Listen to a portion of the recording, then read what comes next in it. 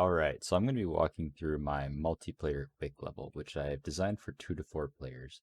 So I'm going to be going over some aspects of the decisions I made and why I made them.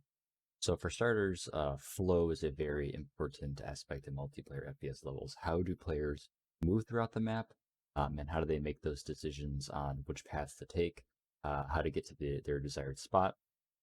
Um, and so the first aspects I've done is I've used weapon pickups to direct flow. In Quake, weapon pickups are critical to your success. They give you a massive edge over your competition. Um, so by placing them in strategic locations, you can encourage players to move towards those weapons to pick them up, so they are stronger, and they'll move naturally towards them because of that.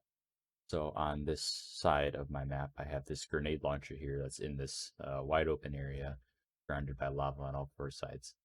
Um, and this is kind of one side of the level. The level doesn't go much farther in this direction. You just have this room, and then this wall really kind of seals the deal. So if I move over to this side of the level, I go all the way over, I have this nail gun here, which is the other weapon power up. So using these 2 weapon power-ups, I'm driving players to move between sections of the level like so.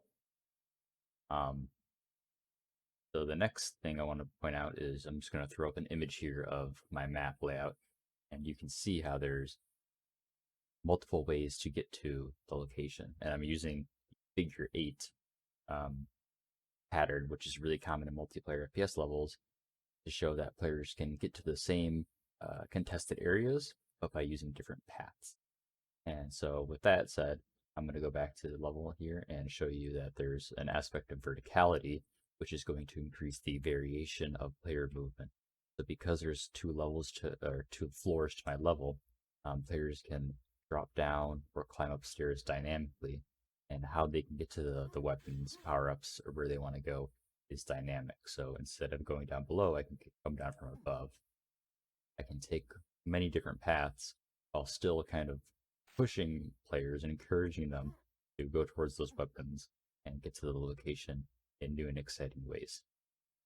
So the final bit on that is also cover and varying lines of sight, both force fights in ways that players are not expecting, and in ways that increase engagement by making each fight feel new and unique.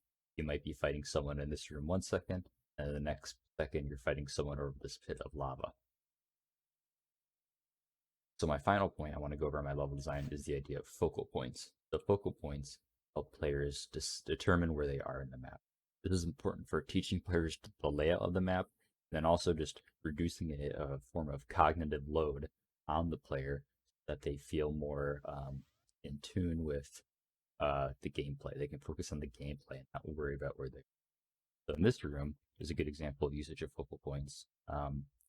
So it has this really nice greenish yellow color of bricks, and then it also has these glowing orbs which differentiate it from the rest of the map.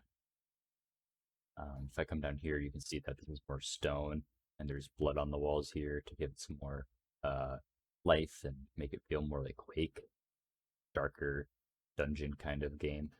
And then if I come into the center room here, the lava kind of does the focal point on its own. It's pretty obvious to tell where you are in this room. Then I also have this basalt kind of texture on the walls. And then one last point I'd like to point out is the use of blending the areas. So I don't want to have these stark differences. So one thing John Romero mentions in a lot of his videos of Quake and Doom is this important usage of like a blending texture. So if I move in between rooms, I can see I'm not just jumping from one texture to the next. I'm using a kind of intermediate texture to make it feel more natural. So yeah, that was the walkthrough of my level and some of the decisions I made. You can find a complete guide to my process journal and my decision making, in a link down in the description below, at least to my GitHub. From there you can see a project manifesto. You can download the level, and yeah. So thanks for watching. Bye bye.